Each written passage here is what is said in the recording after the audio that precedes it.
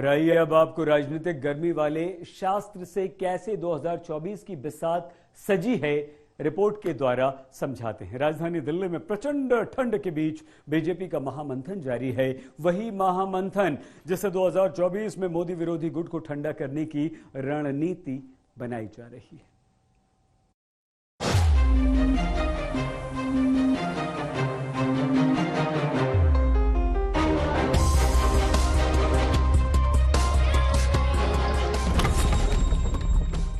दो 2024 का चुनाव मोदी बनाम और विपक्ष होगा या फिर मोदी बनाम यूपीए बनाम थर्ड फ्रंट होगा, अभी तस्वीर साफ नहीं है। चुनाव में 1.5 वर्ष से भी कम का वक्त बचा है, लेकिन एंटी मोदी गुट में चेहरे को लेकर कोई क्लैरिटी नहीं है।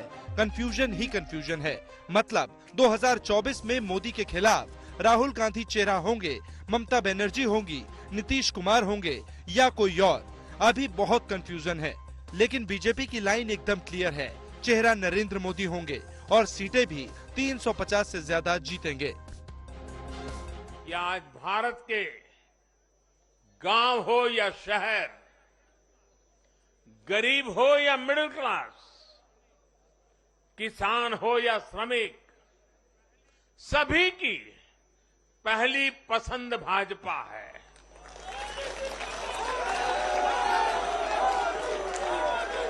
भाजपा को गुजरात के आदिवासी क्षेत्रों का भी अभूतपूर्व आशीर्वाद मिला है। यहाँ आपको समझना है कि दिल्ली में बीजेपी की राष्ट्रीय कार्यकारिणी से पहले अमित शाह ने 2024 को लेकर बड़ी भविष्यवाणी कर दी है। दावा नंबर 1, गुजरात के चुनावी नतीजे 2024 का आईना है। दावा नंबर 2, कश्मीर से कन्याकुमारी तक सिर्फ मोदी ही मोदी। दावा नंबर 3, 2024 में भी देश के प्रधानमंत्री मोदी ही होंगे। बहुत लोगों को लग सकता है कि ऐसा कैसे होगा, 2024 को लेकर बीजेपी की प्लानिंग क्या है? तो इसका जवाब है 2024 को लेकर बीजेपी के होमवर्क की डेटा शीट। बीजेपी ने लक्ष्य 350 की रणनीति पर एक्शन शुरू कर दिया है। लोकसभा चुनावों से 1.5 साल पहले ही अपने लिए मुश्किल 160 सीटों की पहचान कर ली है। मतलब ये कि जिस वक्त विपक्ष चेहरे की लड़ाई में उलझा हुआ है, ठीक उसी वक्त सत्ताधारी पार्टी चुपचाप जमीनी स्तर पर माहौल बनाने में जुट गई है। गुजरात में ऐतिहासिक जीत के बावजूद 2024 के मुश्किल सीटों का टास्क 144 से बढ़कर 160 कर दिया है। बीजेपी ने उसी तर्ज पर 2024 में 350 से ज्यादा सीटों को हासिल करने का लक्ष्य रखा है, जिस तरह गुजरात में रखा था। तो इस ज्ञानियों ने कहा था कि भाई 2019 के जीत में क्या है, ये तो 2017 में ही तय हो गई थी, क्योंकि 2017 में यूपी का रिजल्ट आया था। मैं मानता हूं इस बार भी ये ज्ञानी जरूर कहने की हिम्मत करेंगे कि 2022 के नतीजों ने 2024 के नतीजे तय कर दिए हैं। बीजेपी का पूरा फोकस उन 160 सीटों पर है, जिसे जीतने के लिए 160 विस्तारकों को जमीन में उतार दिया गया था। बीजेपी की तैयारी को आप ऐसे समझ सकते हैं। पहले मुश्किल सीटों की संख्या 144 थी, जिसे बढ़ाकर 160 कर दिया गया, क्योंकि बिहार में नीतीश कुमार के नेतृत्व वाली जेडीयू ने एनडीए से किनारा कर लिया है। नीतीश के विपक्षी खेमे में जाने की वजह से बीजेपी को बिहार में मुश्किल सीटों को 4 से बढ़ाकर 10 करना पड़ा।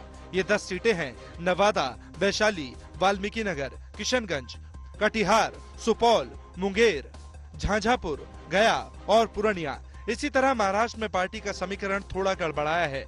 बीजेपी को उम्मीद थी कि महाराष्ट्र की सत्ता से बेदखल होने के बाद महाअघाड़ी में फूट पड़ेगी, लेकिन ऐसा नहीं हुआ। तीनों की एकता बनी हुई है। यही वजह है कि 10 नई सीटों को मुश्किल सीटों की लिस्ट में डाल दिया गया है। 160 मुश्किल सीटों का गणित अब नक्शे के जरिए समझिए।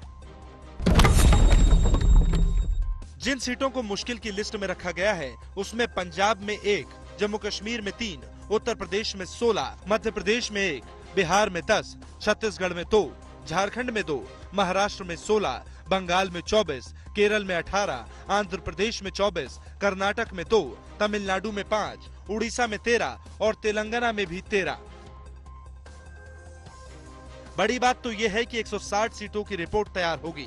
160 मुश्किल सीटों के जातिगत और सामाजिक समीकरणों को देखते हुए सोशल इंजीनियरिंग की नई रणनीति पर अगले 1.5 साल तक मेहनत होगी।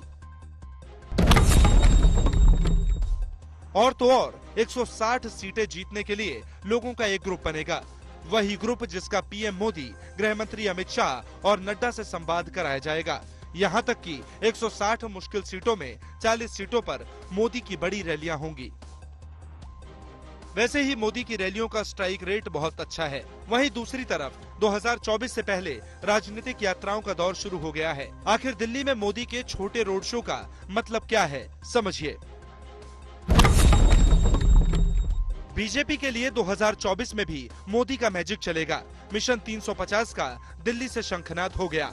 मोदी है तो सब कुछ मुमकिन है। मेहनती मोदी के आगे विपक्ष फेल होगा। मोदी के चेहरे पर 2024 की लड़ाई। वहीं कांग्रेस इस रोड शो को दूसरे एंगल से देख रही है। मतलब भारत जोड़ो यात्रा से बीजेपी डर गई है। भारत जोड़ो यात्रा से बीजेपी में बौखलाहट है। आज राहुल की लोकप्रियता का ग्राफ हाई है और नरेंद्र मोदी की लोकप्रियता दिन ब दिन घट रही है। यानी 2024 के लिए राहुल तैयार है। भले ही दिल्ली में मोदी ने छोटा रोड शो किया, शायद कोशिश यही है कि पार्टी कैडर चुनाव के लिए अभी से कमर कस ले, क्योंकि अब की बार जमीन पर उतरकर मेहनत करनी होगी। आज तक ब्यूरो।